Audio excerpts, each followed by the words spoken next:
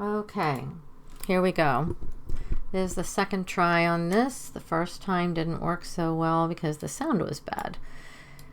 So in order to do this so that you'll remember, what we're going to do is we want to bring in that picture. So we are going to go into view. We're going to go over here to background and hit the fly down. Picture. And then we're going to get the picture that we brought in yesterday, which was 3854.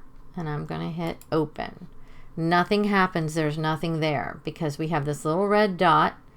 And we're going to take our little red dot, and I always click it to somewhere and just give it a pull over. Sounds good. Looks good. I'm going to turn off all of my green because it's annoying and in my way. And now the next thing I'm going to do, because I think it's cool and fun and I know how to do it now, is to click that. In our command line, we're going to write, what are we going to write? Properties. That's what we're going to write. Properties. We're going to go over to the squeezy paint, whatever they call it, material. I'm going to call it squeezy paint. And we're going to come all the way down, and this is transparency. We're going to pull it over so that we can see our grid behind it. It's really not so important, the picture at this point, though other times the picture is important. But right now, we just want to be able to see our grid. Turn that off, and it's lovely. We're going to go to curves.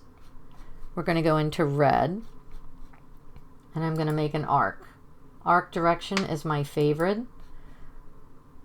So I am going to take, actually, let me do this first. I'm going to take this whole thing, looking at my grid behind it.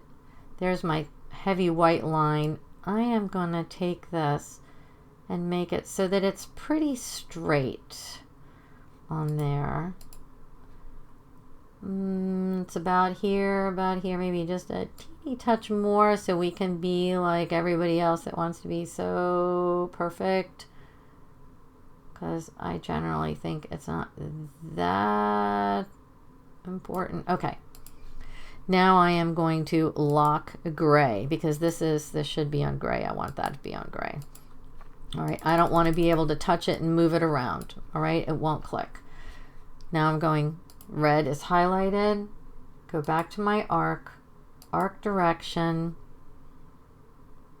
Click on that point there. Click on the point over here and then pull down. It doesn't matter if it's not perfect because we're going to fix that. Let's just do it again so we can have both of them done. I don't know why it's doing that. That's usually Smart Track and it shouldn't be doing Smart Track. That thing. Because right now Matrix is a little hinky. Arc direction. What is that? Smart Track. I'm off. Oh yeah. This is like it's almost time to turn the computer off and back on again. Let's get there. We're going to bring this up. I'm sorry for all that. There's no good reason for it. All right. Now we're going to take this and we're going to rebuild it. Tools. I wonder if we can rebuild both of them at once. Let's not look for trouble. Rebuild.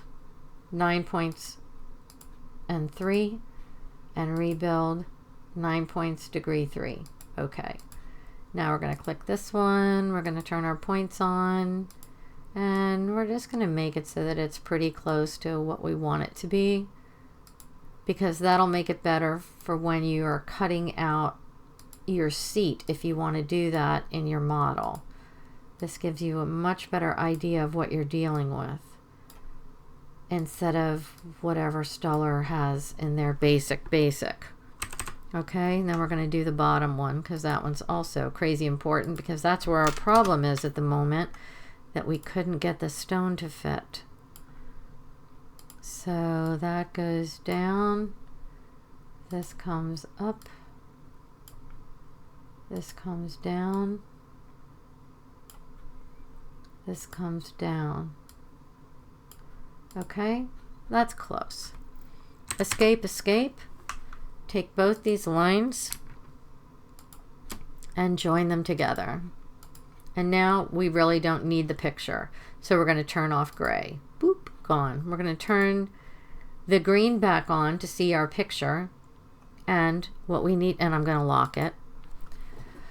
I'm going to go into, oops, I want to hide that for now. I'll go into this green. I want to measure. The stone now we know is about 16.2 millimeters across. So we measure from there to there. And I'm way big, aren't I? Yes, I am. So I click it. And the cool thing is, if you grab the whole thing plus the dimension and then you bring it in, you're going to be able to tell when your measurement is right. And you just do this a couple times until you get it pretty close to what you want.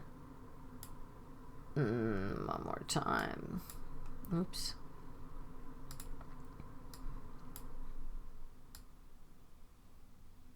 Teeny weeny bit more. That's close enough. 16.22. We're going to take this and we could, for fun, we could hit center. If I can find it, center object. Hit enter. Okay. And now just bring it up. And set it to where the stone will be. So the widest part of the stone is going to be sitting here. And that's where it's going to go into the prongs, just a tiny little bit, right? Now we can move it up just a little bit, like to here. Okay. So I've already adjusted a bunch of this, but what I want you to see is, let's see, turn that on, not unlock. All right, what I did was, that's still locked. I'm going to go over to here and get a good parametric head. That was the one we were working with. And what I have done in here, unfortunately, you couldn't hear the sound before. We're going to go into level 1 and in this rail profile. And I adjusted the rail profile. So before, and let me adjust this over so you can see, this was pretty straight up and pretty far over, like that. And that wasn't good, because when we look, our little red stone here is intersecting there and it wouldn't go down, right? So we need to get rid of this ledge. We need some kind of a ledge, but we don't need anything like that. So one of the fabulous things about adjusting this, let's turn off, just going to get rid of, sorry, I'm going to get rid of this line. I'm going to try to get rid of that line. Sorry, I have to get out of the adjusting. Okay, back to here, back to here. I'm going to adjust that rail. So like I said, this had been up like this, and there you can see it where it's intersecting, and it's not good. So you go into here, and as you adjust it, leave it be for a minute, and then you'll be able to tell where it's coming down. Okay, and that's pretty good. I would even bring it in and maybe down a little bit more, so you have a little bit more space where you're going to set that stone. Okay, and it's a little bit low, and that's all right, but it'll set right on there, and that'll be fabulous. So we're going to save it. And then the other thing that I did on the right, I made, okay, we're going to come up here into level 2, and I did bump out the thickness of the prong a little bit more. So let's say if you wanted it like 110, before it was much smaller, and I'm leaving it 1 on the bottom. So you have some meat to go into here. And then if I save that, I'm going to go over here to dimension again, aligned. and come from the edge of my stone to the edge of my prong. Once my prong is cut out, I'm still going to have almost 0.9. So if you want it to be more, that's great, but I think that's certainly enough to be able to bend over and still have a lot of guts over here. All right, so that's what I did. And then what I was showing before with this thing, I was trying to cut out a bunch of the excess here so that you could figure out about how much your mounting was going to weigh. So when you do it, you'll have your mounting here already. Okay, what you have to be sure of, all right, go into your documents, and I'm going to clear out most everything in here. And how did I do that? I clicked on this with my left mouse key, then I click my right mouse key, and I come down to delete. All right, so this image is the image on the gray layer. It doesn't affect anything. The moonstone is our stone over here that you like for your rendering, but we don't care about that at the moment either because it's turned off. What we do want is to go into materials, make sure you're on the top set of materials, because these are the ones that if you get click 14 karat, 18 karat, whatever, it's going to have the right specific gravity of the metal. So let's imagine that we've booleaned this all together so it's one piece. Both these prongs are the same because right now they're not. I should change that.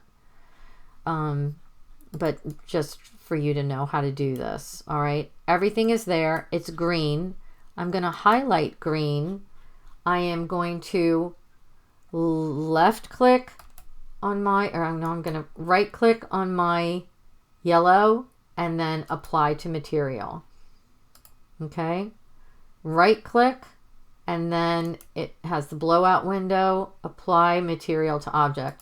I've noticed a lot of other people highlight it, highlight this, and then hit apply. This is faster, just saying.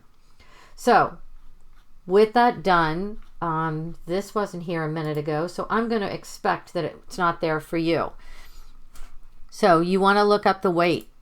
You're going to click on your M. You're going to look in view, and this shows you all your options.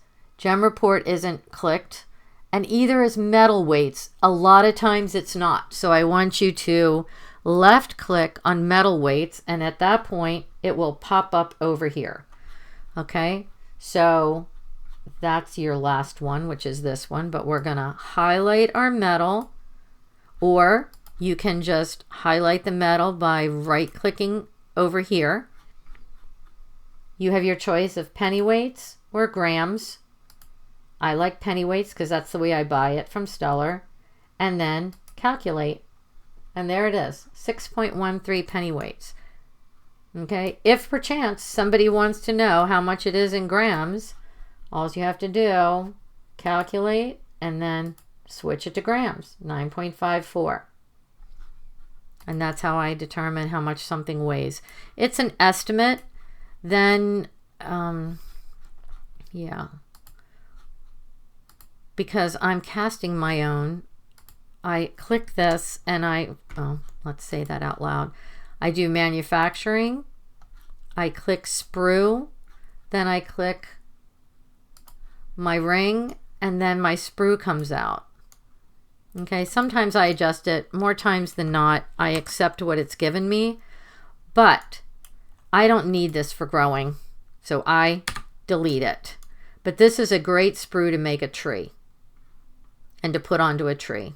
It's just lovely. So if you did this again and you wanted to know, if you were casting it yourself, you would need that in order to cast, besides the whole rest of the tree. So this gives you an even better idea of how much it's going to be. Penny weights. Now it's 6.13. Did it all go? Calculate. I don't think it's calculating that. No, it's giving it 0. And there you go. Another weird thing. But that will give you an idea of how much the actual ring is so you can try to figure out a weight. I hope that helps.